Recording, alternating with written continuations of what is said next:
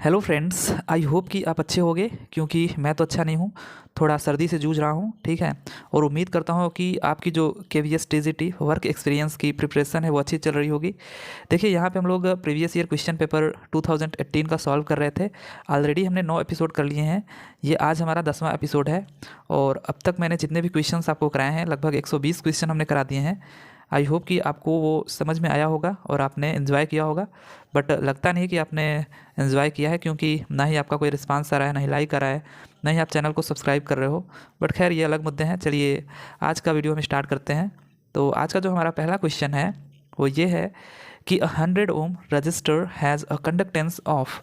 तो काफ़ी ये इजी क्वेश्चन है। ये तो सबको पता होगा कि 1 resistance means reciprocal of resistance क्या होता है, हमारा कंडक्टेंस होता है। तो यहाँ पे कितना हो जाएगा, 100 कर देते हैं तो ये सिंपली हमारा आंसर आ जाएगा 0.01।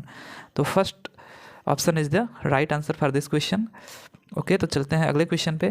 अगला क्वेश्चन जो हमारा है 122वां क्वेश्चन हमारा है कि when two equal voltages of equal frequency but with a phase shift not equal to 0 degree और 90 degree are applied to a CRO we obtain.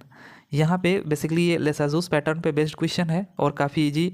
इसको मैंने एक ट्रिक भी बता रखा है याद करने का। और देखिए, अगर जब भी आपसे बोले कि अगर फेज शिफ्ट कितने का है, कोई फेज शिफ्ट अगर नहीं है, ठीक है, कोई फेज शिफ्ट नहीं है, फेज में है अगर उसके, तो इसका मतलब होता है कि 0 डिग्री पर होगा या फिर 180 डिग्री पे होगा, ठीक है। या तो अपोजिट फेज पे होगा या तो एक दूसरे के फेज में होंगे, ठीक है, दोनों वोल्टेजेस। तो ऐसे केसेस में हमारा स्ट्रेट लाइन बनता है। 0 डिग्री के केस में ऐसा स्ट्रेट लाइन बनेगा और 180 डिग्री केस में ऐसा स्ट्रेट लाइन बनेगा।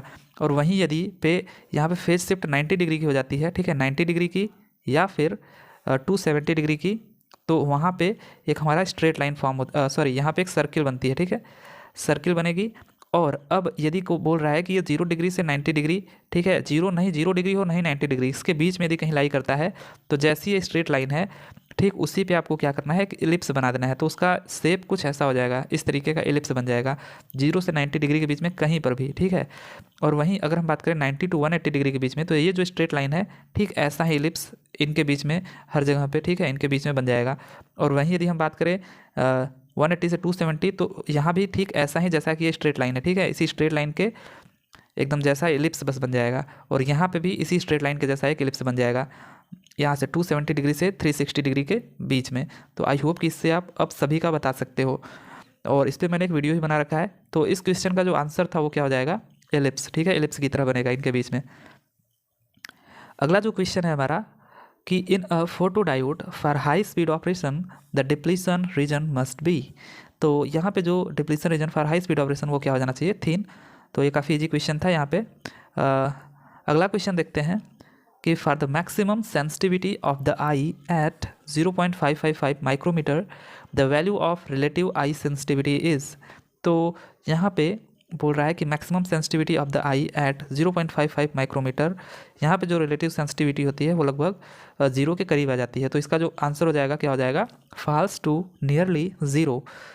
पढ़ते हैं अपने अगले क्वेश्चन पे। अगला क्वेश्चन हमारा है the following circuit is of a. यहाँ पे सर्किट जो हमारा दिया हुआ है इसको देख करके आपको रटना नहीं है, याद नहीं करना है, क्योंकि काफ़ी ईजी है। यहाँ पे हम क्या रख सकते हैं, अगर मान लीजिए सपोज कि यहाँ पे मैं बाइनरी का 1 और 1 रख देता हूँ, तो यहाँ पे हमारा क्या आएगा, या फिर A और A है, तो इससे क्या हो जाएगा, ये यहाँ पे नॉट गेट लगाया तो ये A बार हो जाएगा और ये B बार हो जाएगा। अब इसको यदि हम एंड गेट से पास कराएं तो यहाँ पे जो हमारा रिजल्ट आएगा वो क्या हो जाएगा, A बार और B बार, ऐसे डॉट लगा करके, ठीक है, ये एंड हमारा हो गया। तो इसका मतलब है कि इसको अब हम लोग क्या बोलेंगे, ये एंड गेट है बट कैसा है, यहाँ पे बबल्ड है, ठीक है, ये आपका कुछ ऐसा दिखेगा, ठीक है, अगर आप लगाओ तो एंड गेट, यहाँ पे बबल्ड एंड गेट हो जाएगा। तो जो थर्ड ऑप्शन है इसका क्या हो जाएगा, वो करेक्ट हो जाएगा। आई होप कि आपको ये समझ में आया होगा। चलते हैं अगले क्वेश्चन पे। अगला क्वेश्चन है 126वां, when the frequency of the applied voltage decreases in a parallel RL circuit.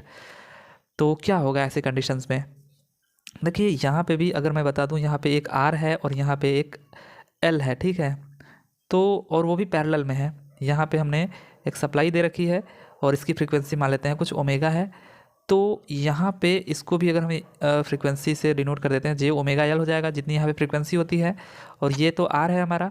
तो टोटल इम्पीडेंस कितना हो जाएगा, इम्पीडेंस जो हमारा हो जाएगा R प्लस सॉरी यहाँ पे R इंटू जे ओमेगा एल पैरेलल सर्किट की तरह सॉल्व कर देंगे। यहाँ पे हो जाएगा R प्लस जे ओमेगा एल, राइट। अब यहाँ पे हमको क्या करना है, ये हमारा इम्पिडेंस है Z इज इक्वल्स टू है। अब हमको यहाँ पे पूछा है कि when the frequency of the applied voltage decreases, अगर हम फ्रीक्वेंसी को डिक्रीज़ करें तो क्या होगा, जो हमारा Z है, ठीक है, वो उस पर क्या इफेक्ट आएगा।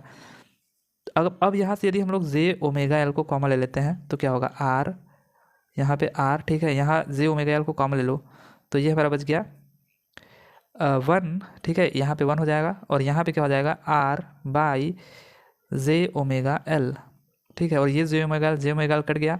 अब यहाँ पे हमारी फ्रीक्वेंसी है 2πf, ठीक है, इसमें 2πf छिपा हुआ है। तो अब इस फ्रीक्वेंसी को यदि हम क्या करते हैं, यहाँ से डिक्रीज़ बोला है करने के लिए, डिक्रीज़ कर देते हैं तो ये ओवरऑल ये कितना होगा, ये इंक्रीज़ होगा, ठीक है।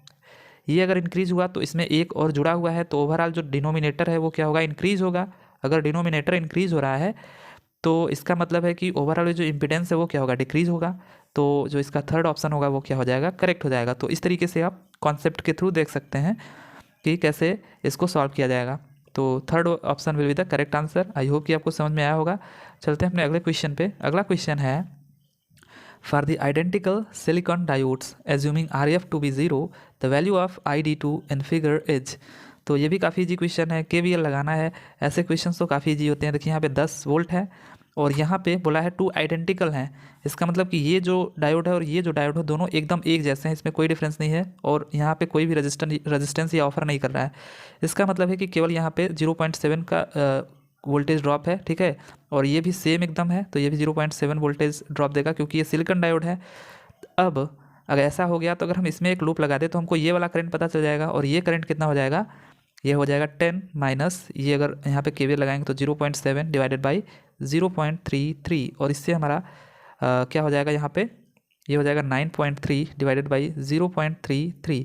इसको यदि आप सॉल्व करते हो तो सॉल्व करने पे हमारा क्या आ जाएगा, लगभग 28.18 के करीब आ जाएगा। और ये जो करंट है हमारा 28.18 आ गया यहाँ पे जो करंट फ्लो हो रही है। अब ये चूँकि दोनों आइडेंटिकल हैं, एकदम एक जैसे हैं, तो जो ID2 में करंट जाएगा वहीं इस ID1 में भी करंट जाएगा। इसको अगर हम ID1 मान लें तो इसका मतलब है कि एकदम सेम बराबर बराबर करंट जाएगी। तो इसको यदि हम बराबर बांट दें 2 भाग में तो ये हमारा जो ऑप्शन निकल के आ जाएगा 4.09 मिली एम्पियर, ये हमारा क्या हो जाएगा, करेक्ट हो जाएगा। तो first option will be the correct answer for this. I hope कि आपको समझ में आया होगा। चलते हैं अगले क्वेश्चन पे। देखिए इसी तरह के क्वेश्चंस हैं। इसमें मैंने बोला था कि न्यूमेरिकल्स भी पूछे हुए हैं, कम से कम 20 से 22 क्वेश्चन, और कुछ क्वेश्चंस इजी भी हैं, ठीक है, और कुछ क्वेश्चंस अच्छे लेवल के भी हैं। 128वां जो क्वेश्चन है हमारा, in the circuit for relaxation oscillator with RBB is equals to 5 kilo ohm और एफिशिएंसी की वैल्यू दी हुई है VV is equals to 1 volt और IV is equals to 10 milli ampere, IP is equals to 10 micro ampere, the value of RB1। तो इतने values देने की ज़रूरत ही क्या आती है अगर हमको बस केवल RB1 पूछा गया है, ठीक है, हमको बस RB1 पूछा गया है। तो देखिए RB1 क्या होता है हमारा, सिंपली अगर हम बात करें RB1 अपान RB1 प्लस RB2, ये हमारा हो जाता है, यही हमारा क्या होता है, एफिशिएंसी, ठीक है। यहाँ पे टोटल हमारा क्या है, RB1 प्लस RB2 को हम सीधा लिख सकते हैं RBB, ठीक है।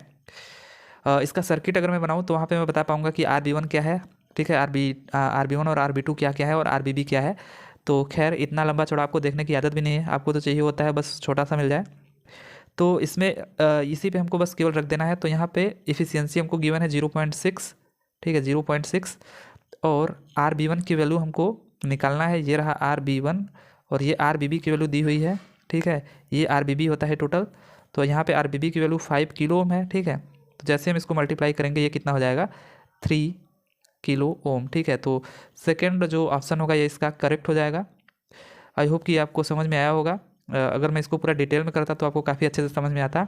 चलिए ठीक है, उनको अन्य वीडियोज़ में देखा जाएगा। अगला क्वेश्चन देखते हैं।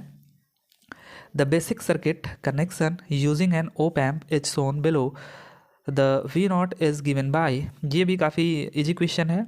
ओप एम्प का ओप एम्प के जितने भी सर्किट वाले क्वेश्चन होते हैं वो काफ़ी इजी होते हैं। देखें यहाँ पे वर्चुअल शॉर्ट की वजह से यहाँ पे क्या हो जाता है, यहीं जो वोल्टेज होता है 0 वोल्ट वो यहाँ पे हो जाता है और ये हमारा इनपुट वोल्टेज है। अब हमको यदि करंट निकालना है तो अगर हम ऐसे सर्किट में सॉल्व करें तो VI upon this voltage upon this resistance कर दे तो इसमें का ये जो करंट है वो निकल आएगा। तो कितना होगा वो VI अपान R हो जाएगा।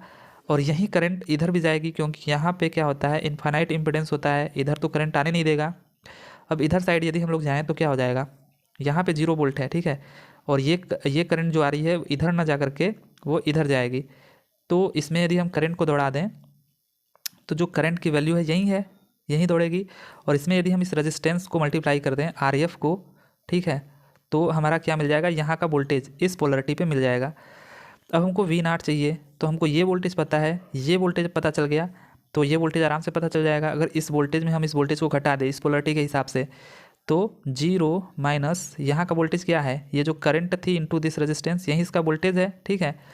तो 0 माइनस ये वाला वोल्टेज कर दो आप, तो ये हो जाएगा RF बाई R1 था ये, ठीक है, R1 है, ये घट गया, ठीक है, और इनटू क्या है यहाँ पे VI, तो ये हमारा आ गया क्या, आउटपुट वोल्टेज, ठीक है। तो V0 जो हमारा होगा क्या हो जाएगा, सिंपली माइनस, ठीक है, यही वाला आंसर हो जाएगा minus RF by R1 into VI। तो minus RF by R1 into VI, third option will be the correct option for this question.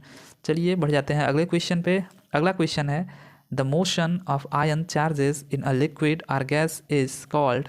तो ये तो काफ़ी इजी क्वेश्चन है। लिक्विड और गैसेस में जो मोशन होता है आयन चार्जेस का, उसको हम लोग आयनाइजेशन करंट बोलते हैं, ठीक है। तो ये हमारा राइट आंसर हो जाएगा, चौथा वाला। बढ़ जाते हैं अपने अगले क्वेश्चन पे।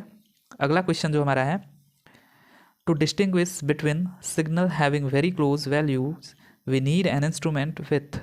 तो अगर हमको डिस्टिंग्विश करना है, ठीक है, सिग्नल्स को, काफ़ी सारे सिग्नल्स हैं, उनके बीच में यदि हमको डिस्टिंग्विश करना है सिग्नल्स को, तो हमको क्या करना होगा। देखिए एक्यूरेसी क्या होती है, अगर हम किसी स्टैंडर्ड वैल्यू को देख करके उसके साथ कंपेरिजन करते हैं किसी भी वैल्यू की, तो वो एक्यूरेसी हमको बताती है।